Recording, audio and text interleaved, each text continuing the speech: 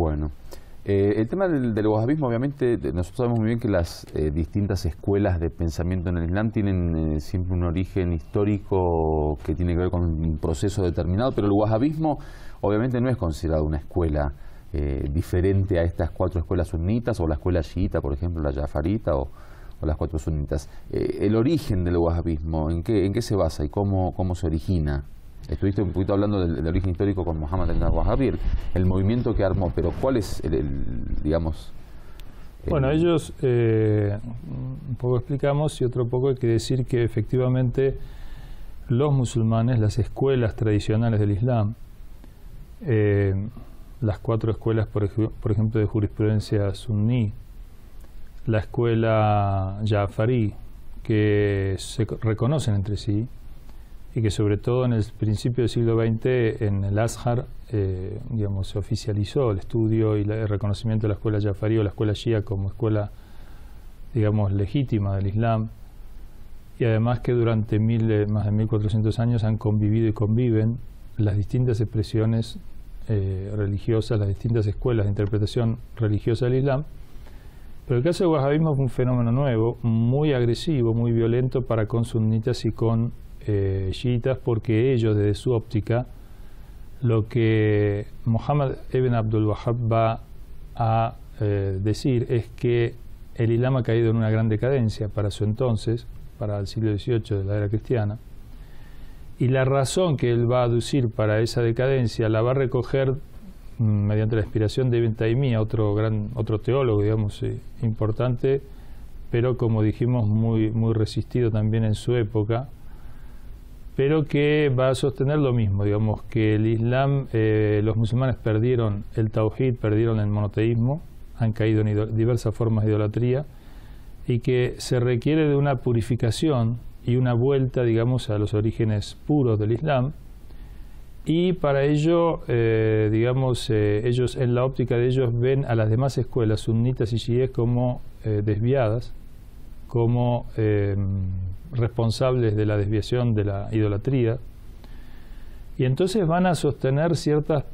digamos, visiones y prácticas, como ser que ellos sostienen que las distintas formas de idolatría que se han manifestado tienen que ver, por ejemplo, con que los musulmanes se recurren a la construcción, digamos, de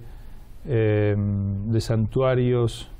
a los que terminan adorando en lugar de a Dios, las prácticas de intercesiones,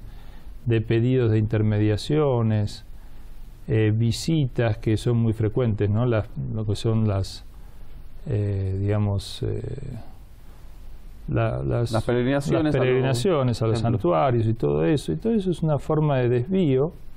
Luego interpretaciones, digamos, introducción de pensamiento racional, de la filosofía, el misticismo, todas estas, el sufismo, etcétera. Ellos ven todo esto como desviaciones. Hay que volver a una visión literal del Corán, hay que aceptar el Corán como es, no pretender, digamos, emplear la razón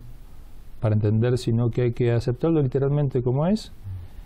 Y van a sostener de que aquellos que piensan diferente, digamos, son, primero hay que, digamos, invitarlos al monoteísmo verdadero que ellos creen o que ellos postulan, y si no, directamente son cáfires, salen de la condición de musulmanes, por lo cual es lícito, según ellos, matarlos y quedarse con sus bienes, y entonces comienzan, en la época de Muhammad ibn Abdul Wahhab, con digamos, el clan saudí, una serie de ataques a distintas ciudades y destrucción de santuarios, templos, digamos, y quedándose con recursos y bienes y demás, creyéndolos ilícitos, esclavizando, inclusive, digamos, se dan hoy en día en Siria se habla de que ellos se creen con el derecho de esclavizar a los prisioneros, a las prisioneras sobre todo, y realmente cosas que totalmente ajenas con el espíritu misericordioso, sabio, prudente, juicioso, racional, tolerante, humanista del Islam, del profeta y del Corán, es decir, por lo cual ellos van a seguir siempre siendo una minoría, porque como todo terrorismo nunca, digamos, hace pie en los pueblos rechazan por naturaleza el terrorismo, siempre estos extremismos son enclaves así artificiales, que en la medida que, digamos, nosotros sostenemos que el mejor antídoto contra estos desvíos y este fanatismo es el Islam, es decir, es el Islam bien entendido, al punto que si dejasen a los musulmanes y al mundo islámico resolver su problema, estas minorías, digamos, prontamente, si no tuvieran el apoyo y los recursos que le vienen del extranjero muchas veces, o regímenes que también son apoyados por el extranjero, realmente se solucionaría, y el Islam lo solucionaría muy rápido, como lo solucionó el profeta, como, digamos, cuando irrumpió el Islam, el profeta unió a las tribus de Arabia, digamos, dejó de lado digamos, guerras muy prolongadas entre las tribus árabes entonces, y el Islam es pacificación, y es pacificación mediante la bondad, mediante la racionalidad, que después vamos a hablar un poco de eso. La cuestión es que, desgraciadamente, mientras siga esa influencia como vemos hoy en día en Siria, por ejemplo, donde las potencias, fíjate que no dejan digamos, que se solucione el tema de Siria de acuerdo a la voluntad y a la determinación del pueblo sirio, sino que intervienen. Y una de las cuestiones que hoy por hoy está trabando la solución del conflicto sirio es que las potencias extranjeras, algunas árabes, otras norteamericanas, europeas, quieren el derrocamiento del gobierno sirio, que fue votado por su gente, y no le dejan entrar a Irán en la mesa de negociación porque Irán dice que lo de Siria, lo del gobierno debe resolverlo el pueblo sirio, no ellos, digamos. Bueno, ellos implantaron un gobierno al pueblo sirio, digamos, ajeno a su propia expresión, su propia voluntad libre. Así que esto es un ejemplo de cómo la racionalidad del Islam puede tranquilamente, cuando hay voluntad real, política, de solucionar los problemas, el hombre en base a la razón se entiende más allá de las religiones, más allá de sus posturas políticas.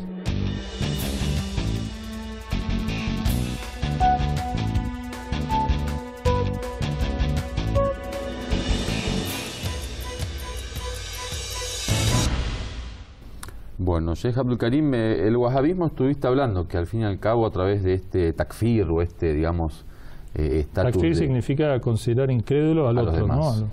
Tiene una gran enemistad no solo con los cáfires, como dirían ellos, los incrédulos, sino con los mismos musulmanes y con muchísimos musulmanes. De hecho, el mundo sunna también ha sido gran víctima de este movimiento y de asesinatos, y lo vemos a diario, por lo menos en países como en Siria, en Irak, en fin, en general